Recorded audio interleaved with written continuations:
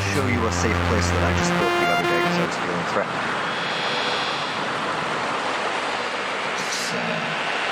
It's important to have a safe place. To have a place where you feel secure.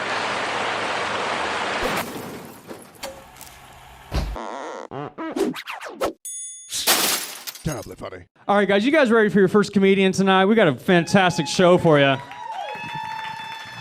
Give it for my friend of yours, Mr. Joel Elliott, everybody. Joel.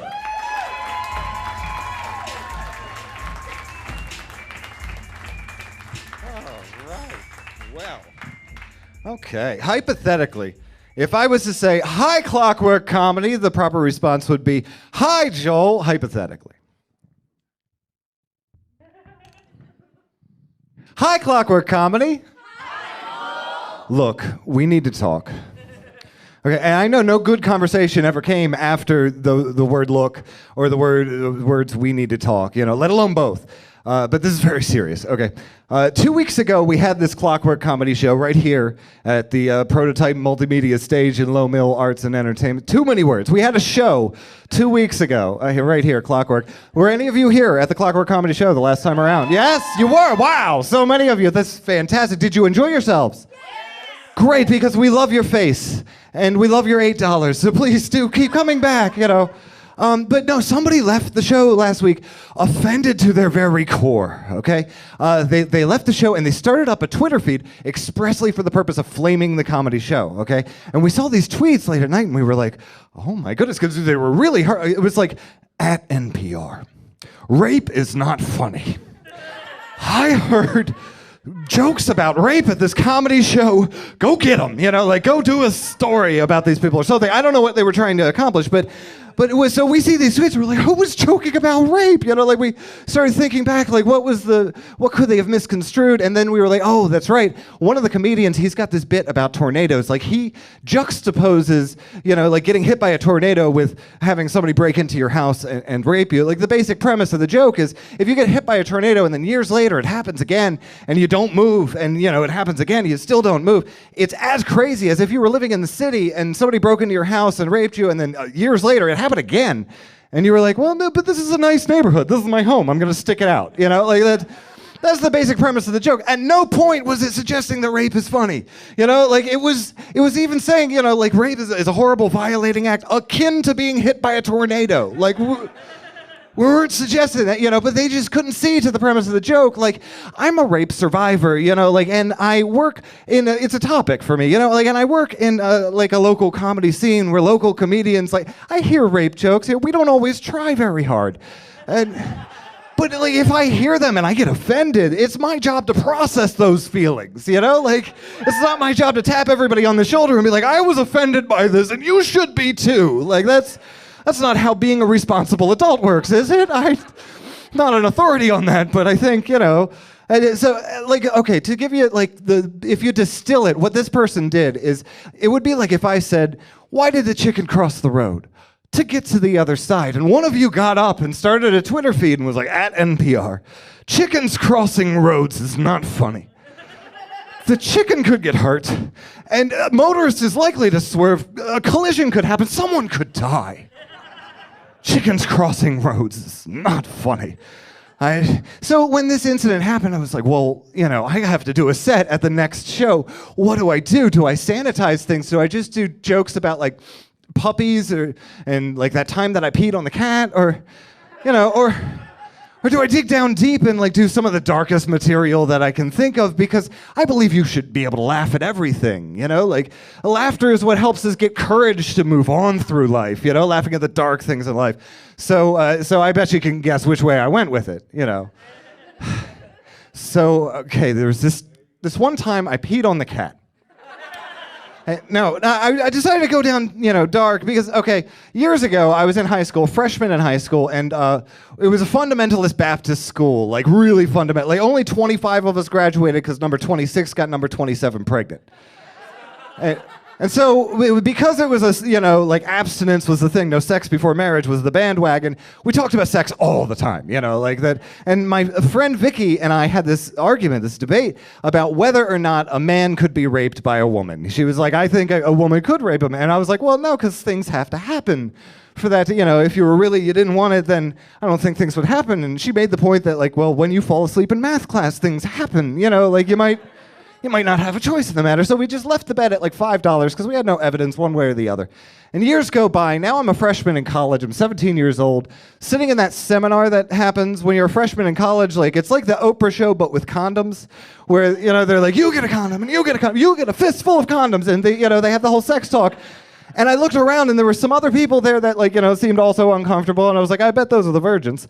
And after the thing, I went outside, and I was like, yeah, I'm a virgin too. And we get to talking about how, like, there are people that are on that no sex before marriage bandwagon that are, like, really prudish, and then there are people that are, like, in touch with their sexuality, but still saving themselves for marriage.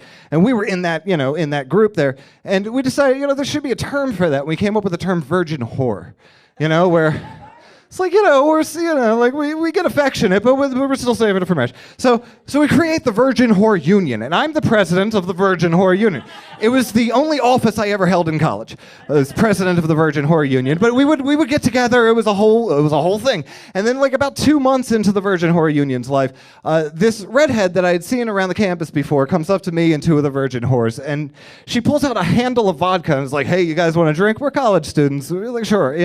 Went up to the Virgin Whore's dorm room. We all hung out and talked about Virgin Whore Union politics and stuff, And at the end of the night, we're, finished the bottle, and the redhead says to me, like, well, I'm too drunk. I don't really want to go home. Can I stay with you tonight? And I was like, sure, that's fine. But, we were all talking about the whole Virgin Whore Union thing, like, so understand that, like, nothing's going to happen. Like, set that boundary. And so we go back to the room, and we're just sitting there cuddling, and, she starts making moves. I expect some of that, like, all right, sure, I'll kind of go with a little. And then I start to resist a little, and she goes, shut up. And that's when I'm like, okay, now. And that's when I knew I was, like, the things were going awry. And I should have just gotten up and left at that point, but I was just kind of still there, and I was resisting some, and then she just grabbed my hair and just moved me to her area, okay? So at this point, I'm a virgin. I'm not versed in the culinary aspects of sex. Thankfully, I didn't have to do any of the work because she was just working that around, I didn't. That's just how that went. And so she then does like a head twist and flips me on my back now, and she starts working on my area. Now I discover then that Vicky was right. There's situations where you just don't have a choice. Okay, so it's ready now, and she's there, and I resist one more time. I'm like, okay, look, no, I don't want this to happen. I'm not looking for this to happen. And she then grabs my scrotum with her fingernails. And that's when I go into just full submission mode. I was just like, okay, all right, do what you need to do. Just do what you have to do. Let's just not have that happen ever again, ever in my life. And so she mounts like an animal. And now she's, so now it's happening, and I'm like, oh, okay, I'm not a virgin anymore. I was not intending to. As a matter of fact, I think I was pretty explicit about not wanting this. Okay, so it is happening now, and I do the only thing that I can do to empower myself. I just let it last like 3 seconds. I'm just like, okay, now I'm done. So what now? So it's over now, right? And she tries for another minute, then it just flops off me, and I get out of the bed and I get dressed, and I just go walk around like dazed in the college campus all night. And I come back when it seems like it'd be late enough that she'd be gone, And I check on my dorm room, she's still there. I don't know if anybody's written a book on rape etiquette, but it's got to be one of the first chapters. Don't sleep in. I don't think if you rape somebody, you are not allowed to sleep in the next day. Set an alarm or something. So I see that. I go over to the room next door, which is where the two virgin whores were that we were hanging out with the night before. And I was like, guys, I've got bad news and I've got worse news. And they're like, what's the bad news? And I said, I have to step down as president of the Virgin Whore Union. I think I was assassinated last night. I think I got raped. And they were like, what? That's horrible. What's the worst news? I was like, she's still in there. I don't know what to do. So I was like, can I use your email? And we pull up an email. The thing, and I address it to Vicky from high school, and I just put regarding our bet. And in the body of the message, I just put, I owe you $5, sent. So I go back over into the room, and I wake her up, and I'm like, good morning. And she says, "Oh, did I rape you last night?" Who says that? Who says that? That girl says that. That girl says that. Yes, chickens crossing roads is not funny. No, rape is not funny. Me being raped was not funny, but the unmitigated gall of a human being to be able to say that to another human being, that's funny. That's hilarious. She said it like, "Oh, did I forget to turn the oven off?" It's like, have you done this before? I, couldn't even address it. I was just like, all right, well, I'm gonna go. Could you not be here when I get back? Because it was I tell it because you need to laugh at the dark things in life, but wow, yeah, of course it affected me then going on. I ended up marrying a dominating redhead. She was like almost clinical narcissist level, very controlling, moved me down to Alabama and kind of cut me loose. Like, okay, the marriage went so badly, I found out secondhand about the divorce. It's true. The marriage went so badly, it caused damage to public property. Like, I mean that in the sense that, if you go down to the grotto area of Big Spring Park, just to the right of the pump house, there's 2 benches there, and the left bench is a whole lot more worn than the right bench. That's because some idiot was sleeping on that for 2 months last year. For the rest of you, some specific idiot who's performing for you on stage right now was sleeping on a bench at Big Spring Park at the end of this marriage. It was a weird thing because at the time, I had an entertainment background and I was doing comedy while I was then sleeping on benches. I was street homeless and doing comedy. I was doing comedy about homelessness. Yeah, chickens crossing roads isn't funny. I know. 500,000 Americans experience it on any given night, but it turns out that if you look at everything, even the darkest things, in the right perspective, you can find humor there. It helped me get through that. The comedy scene, gave me the networking to get on my feet again. It's a weird thing because now that I am on my feet, people are still like, "Yeah, do you remember when Joel was homeless and doing comedy? That was really fun." I really miss homeless comedy Joel. Where's homeless Joel? And don't get me wrong, I don't manage my finances that well. It's not out of the realm of possibilities. I just don't think it's going to be as charming the second time around. So I'm shooting for not doing that. At least half a dozen people have approached me recently and said, "Wow, Joel, you look more homeless now than when you were homeless." It's true, I know. After 2 months of homelessness, I was clean shaven and I was getting showers every day. This is what 2 months of living and working with comedians looks like. This isn't the face of homelessness. This is the face of comedy. If any of you have kids that are thinking of going into comedy, this could happen to them. So just keep that in mind. I know, comedy comes from a dark place, chickens crossing roads is not funny, but we find the funny there. Keep in mind with all the other comedians come up tonight that the years of bad decisions that came, that had to take place for them to be here on this stage performing for you guys tonight. Yes, Chickens Crossing Roads. Chickens Crossing Roads is funny if you look at things with the right perspective. And thank you for coming with me to the other side. Give it up for Joel Elliott, everybody. Joel Elliott.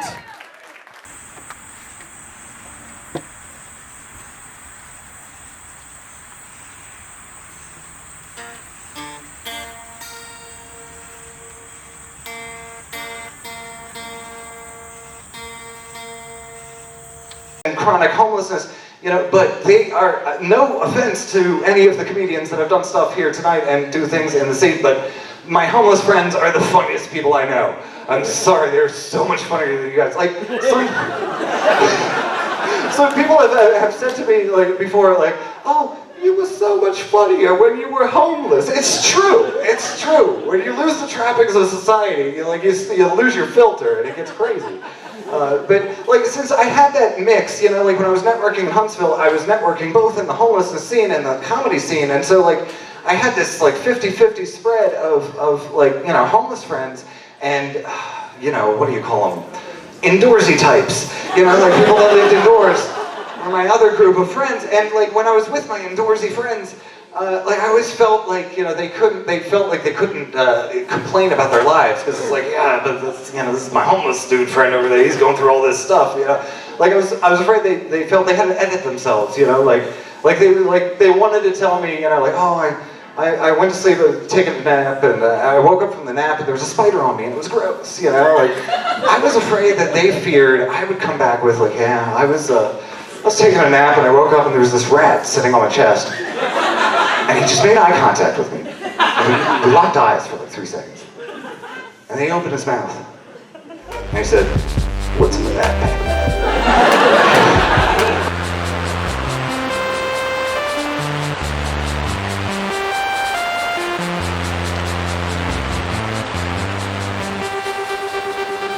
I want to show you a safe place that I just built the other day because I was feeling threatened.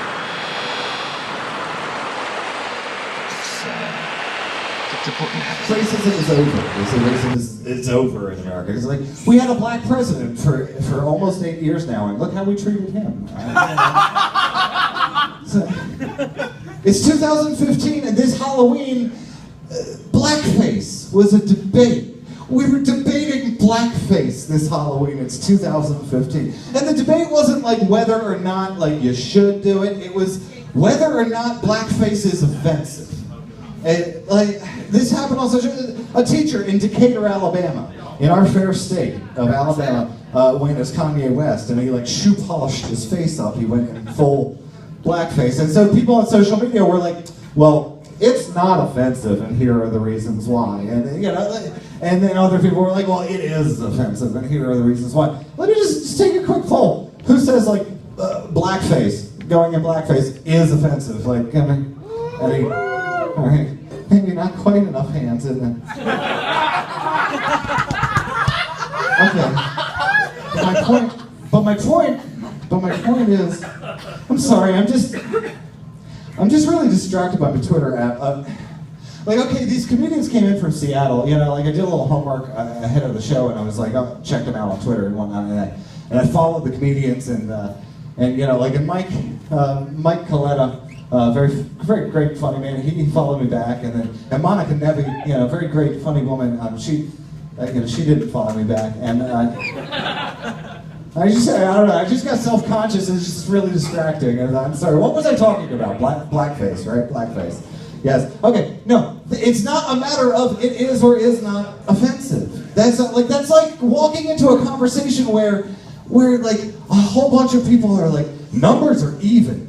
And then like a whole bunch of other people are like, numbers are odd. And you're like, well guys, I mean like, you're both right, but you're also both wrong. Like, it's not a matter of it is or it isn't. Like there is nothing that is or is not offensive. It's just a matter of percentages, like how much of society finds it offensive. Like, I support your right to go out in blackface. What I can't get behind is if you go out in blackface and you live in this world where you're like, nobody's offended by this because this isn't offensive. That's all I ask, is like you understand that you're offending people. Because if you're gonna take that train of thought, if you're gonna say, blackface is fine because it isn't offensive, because I know and I believe that it isn't offensive. It's like, you could call the president of NAMBLA and he will tell you that butt stuff with little boys isn't offensive, and here are the reasons why. But like society, like a very large percentage of society has decided that butt stuff with little boys is offensive on the whole. The WHOLE Huntsville, you guys are sick. But it's, it's a matter of percentages, is what I'm saying. Blackface, like it's not is or is not. Offensiveness in general is such a weird topic because, like, I have all these friends that are in comedy and doing comedy, and when you bring up clean comedy, they act like you said a dirty word. They're like, oh, clean comedy, no. I could never do clean comedy. And I think it's because they think that when I say clean comedy, I mean like Kirk Cameron, later years comedy. That's not what I mean. I just mean like watch the fucks and the shits. Like just not as many fucks and shits as other sex is clean comedy. Like it's there's a place for profanity. And, but there's some projects where you might not be able to be profane, like if you were working in retail. And I'm sorry, I keep checking Twitter and still nothing, we all hung out and we watched Fargo and we binge watched the first season of Last Man on Earth. I figured there'd be a follow back by now. I'm supposed to be doing comedy. I'm sorry, I got distracted. What were we talking about? Clean comedy. I have a friend who does stand-up comedy in town, and we were supposed to be doing a clean festival concert. Okay, there was a festival concert. There was a barbecue, and there were kids around. So basically, the guy said, you can be edgy. It doesn't have to be Kirk Cameron material. Just watch the fucks and the shits. That's all. That was our advice.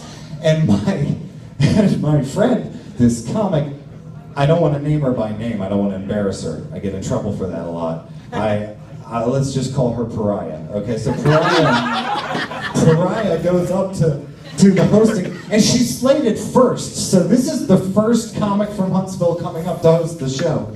Clean show. And she's like, all right, Spice Fest, how the fuck are you? Oh God, I'm sorry.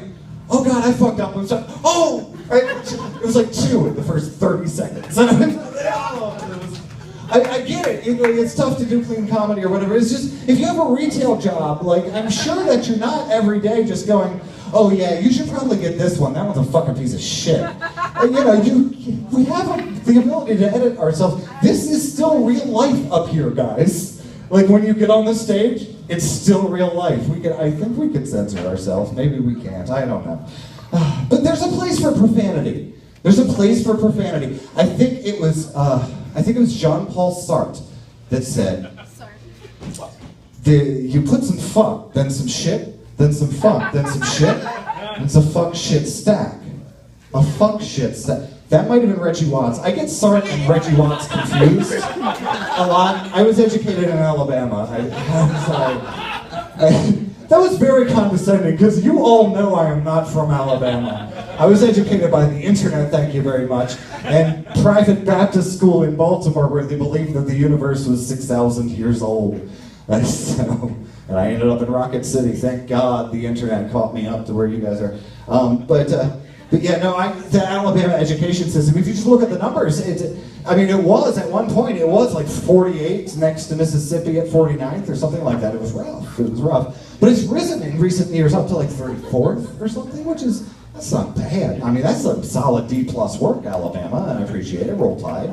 But like I said, I came from Baltimore City, and the governor, I figure attribute it to the governor, and I've got this weird thing that maybe it's an art, I grew up around John Waters, that director John Waters, Crybaby, Hairspray, Pecker. He did a lot of good films. And I swear, Governor Bentley looks like John Waters if he shaved his mustache and got slightly more heterosexual. Not much, just slightly more heterosexual. And I'm starting to believe, because John Waters is an artistic guy, I'm starting to believe that maybe John Waters has been doing an art project for the last decade or so, and he is Governor Bentley and improved the system. I don't know. Oh gosh, I'm sorry, I got distracted. I got a notification on my phone. Guys, Monica Nevi followed me back on Twitter. I'm sorry, I was distracted the whole show. This is so great. We can DM back and forth now and have digital pajama parties, and we can watch the series Fargo, the TV series Fargo, and okay, she just unfollowed me. All right, okay. Jim Brewer did the same thing just recently. It was heartbreaking. I love Half Baked. It was good. And I had a thing with Ralphie May. Can I talk about that? Can we just talk about it for a minute? Yeah. Ralphie May. You guys know Ralphie May. It's hard to avoid Ralphie May. He's out there. He does things. He's a national touring comedian. Mad respect. So Ralphie May tweeted out the other day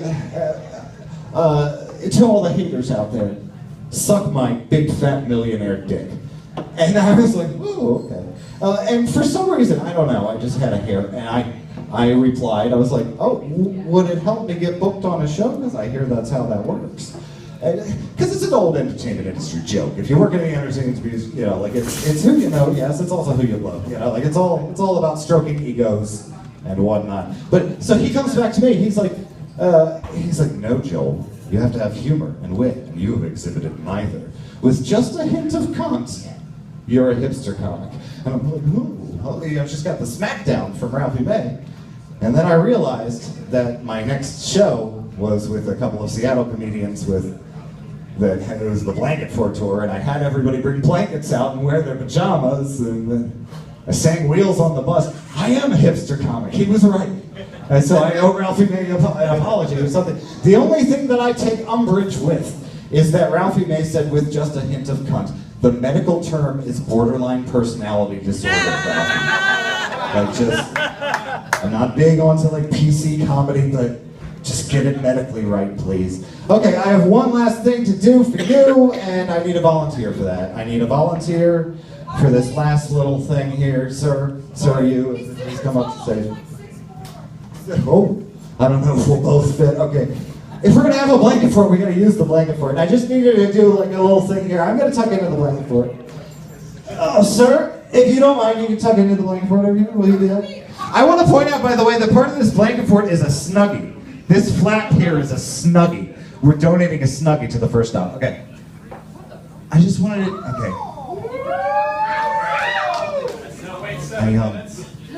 I just wanted to ask, like, am I needy? Yes. Ladies and gentlemen, give it up for your volunteer. There you go. Oh, yeah. Hey, guys, again, thank you so much for the donating of the blankets. We're going to take it to a homeless shelter, and that's awesome. I'm thinking about doing another charity thing. I heard about the Rose of Sharon is having trouble staying funded. So if any of you have a rich uncle, because I know none of you have money, it's a free comedy show, who am I kidding? If you have a rich uncle, tweet me at awkward handle with the tag, hashtag made my uncle. And and we're gonna make somebody's uncle give money to the Rose of Sharon. So thank you, Maggie Myers. You have been great. I, on the other hand, have been Joel Elliott.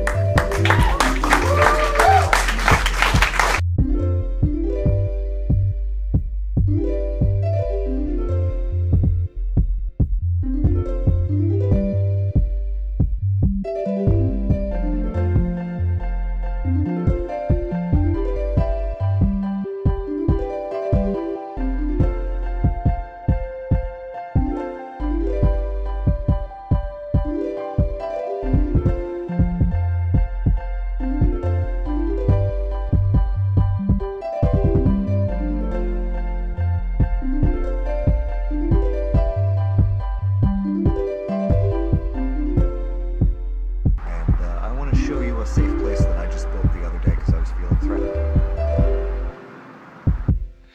It's important to have a safe place. To have a place where you feel secure.